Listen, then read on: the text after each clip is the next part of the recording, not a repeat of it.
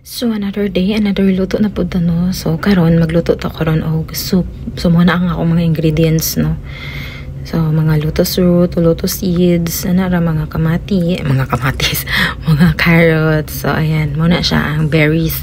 Berries ra akong ginatawag ana guys cause I don't know what's the name of that one. So nagpanit na ko og lotus root mo din ang tawag ana good. And then gina-slice lang na og mga inana and then i-half lang nako siya kay para maigo siya sa bowl. Kaya akong sudlan magud ana is not big bowl, it's a small bowl lang ana siya.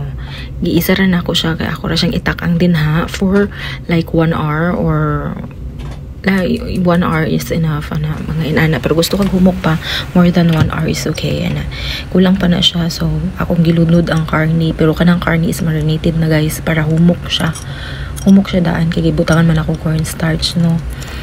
So at least inikauna na lami na siya kay mas much humok jud siya.